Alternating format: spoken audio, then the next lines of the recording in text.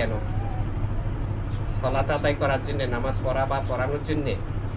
রাসূল তো নামাজ পড়ানোর জন্যে না, রাসূল নামাজ পড়ার জন্যও না, রাসূল সালাত আদায় করার জন্য না, রাসূল এসেছেন ঈমান প্রতিষ্ঠিত করার জন্য। ঈমান, ঈমান কি?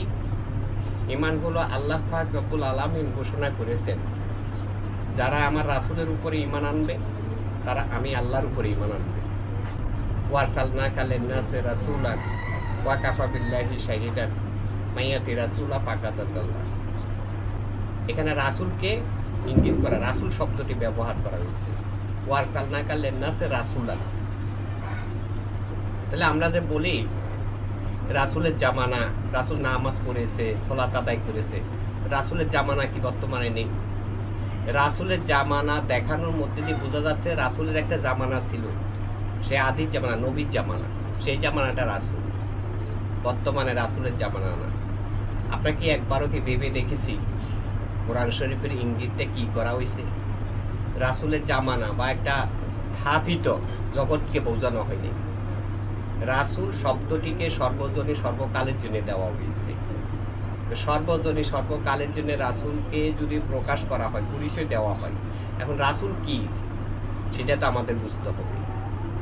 যেমন বলা হয়েছে কলমা শরীফের মধ্যে, লা ইলাহা ইল্লাল্লাহু মুহাম্মদ রাসূলুল্লাহ সাল্লাল্লাহু আলাইহি ওয়াসাল্লাম, মুহাম্মদ রাসূল সাল্লাল্লাহু আলাইহি ওয়াসাল্লাম।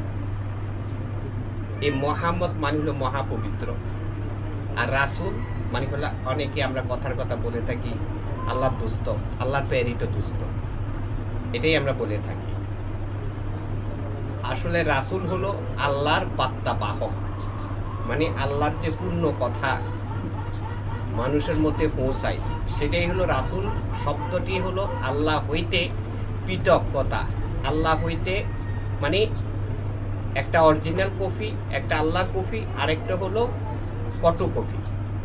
এই ফটোকপিটা সিফাত জাতের মধ্যে, সিফাতের মধ্যে এটা বোঝা সহজ, যার কারণে ফটোকপিকে রাসূল শব্দটি ব্যবহার করা হয়েছে।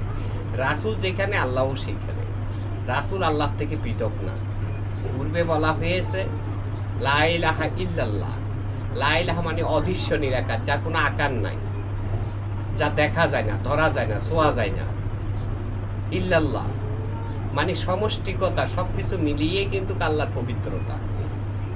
মুহাম্মদ মানে আল্লাহ, আল্লাহর গুণে, আল্লাহর পবিত্রতা, আল্লাহর জাতে সিফাতে সবকিছুর মহাপবিত্রতার অপর নামই হলো মুহাম্মদ।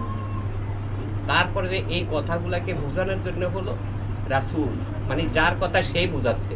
এখানে বোঝা যাচ্ছে মুহাম্মদ দিয়ে পরিচয় করা হলো, যার কথা তিনিই আবার বোঝাচ্ছেন, আর সেইখানে রাসূল শব্দটি ব্যবহার করা হয়েছে।